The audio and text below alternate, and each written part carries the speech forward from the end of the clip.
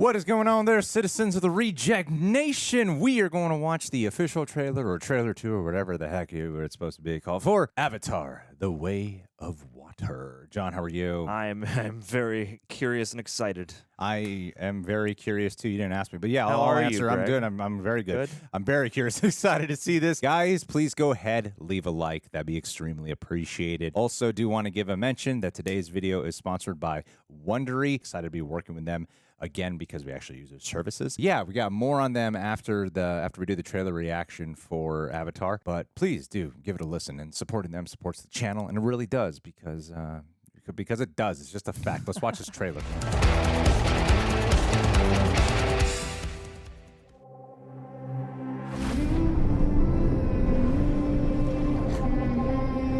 God damn.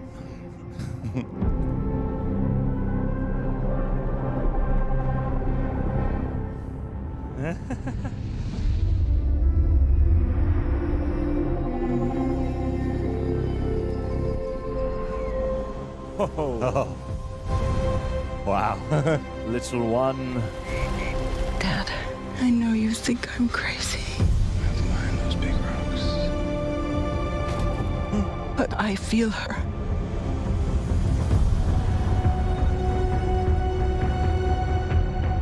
I hear her heartbeat. Oh, wow. So close.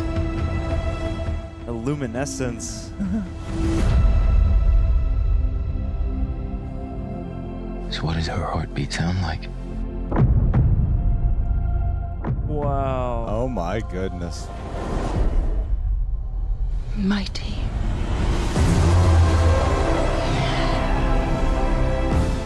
Damn. Whoa.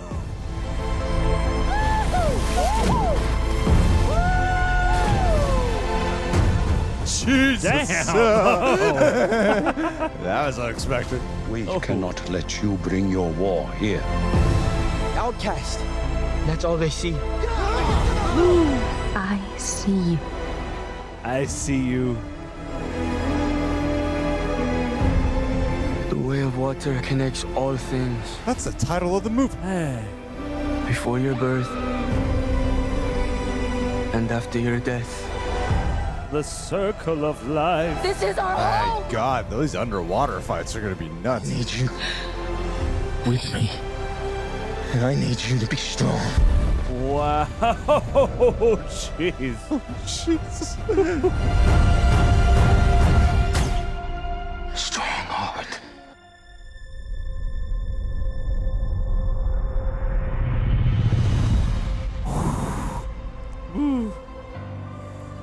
Nipple chills, that piano key on the water.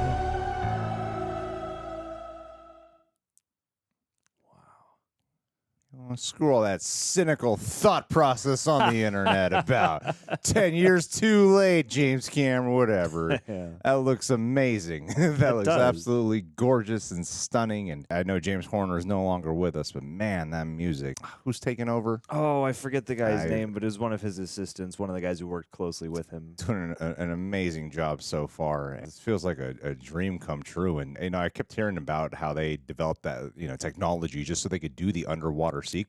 I didn't expect fight scenes underneath that for some reason. My mind didn't go there, but when you are seeing the machinery, like, wow, this looks crazy. A lot of this looks straight up like an anime at times. Brought to life in the most complimentary ways. The connection to life. Connection to life and the elements in general. The amount of, culture and sort of tribal beauty that the first movie had is just like all over this, but like times 10 because it's that much more immersive. I feel like that we have something perhaps pretty special on our hands that could be very powerful because this looks very gut-wrenching as well, harrowing. Like, there were parts of it that felt so much darker than I expected it to be. I feel like this will be like 10 times more emotional than the first one. The first one was pretty emotional for people. I really liked the first one a lot. I wouldn't say I'm like super emotional when I watch it. This feels like it could go into some pretty dark territory.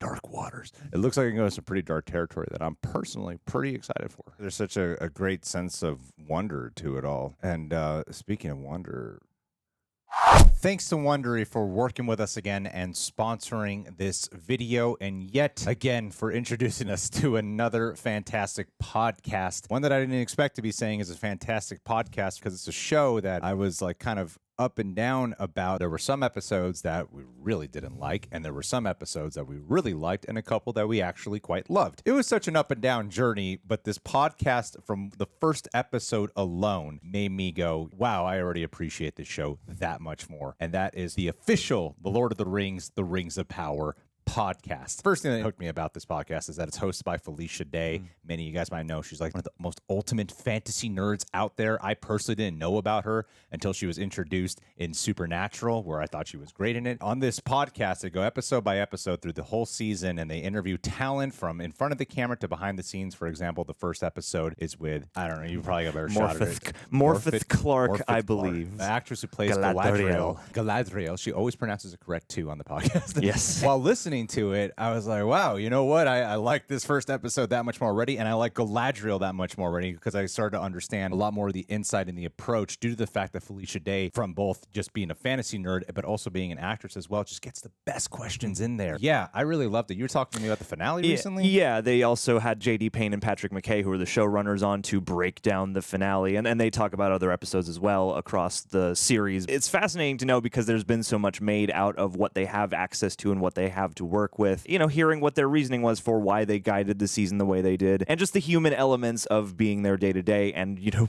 making this insurmountably big production. It's fascinating stuff, really. I would say that if you enjoyed The Rings of Power, you're more than likely going to love this podcast, so please give it a shot. Even if you were kind of just like sort of where we were in the middle, if you were like us, to me it made the viewing experience of The Rings of Power that much more rewarding. So, you know, as they say here, to go into the canals of Numenor and the mines of Khazad-dûm. Watch The Rings of Power on Prime Video and listen to all 8 episodes of the official The Lord of the Rings of Power podcast for free on Amazon Music. You could download the Amazon Music app now. I did that, so join me on that journey. Don't forget to check out the Wondery app or subscribe to Wondery Plus in Apple Podcasts for more. They're becoming like the go-to center for my podcast. So thank you, Wondery, for working with a loyal customer. I mean, I feel like the word epic is used, tossed around so like casually. It's like no other word that really comes to mind for me when I see this trailer is that it does feel epic. It feels cinematically sweeping, like a true spectacle of sorts. Thinking about, you know, thematically what they might be dealing with and story-wise, seems to deal so much with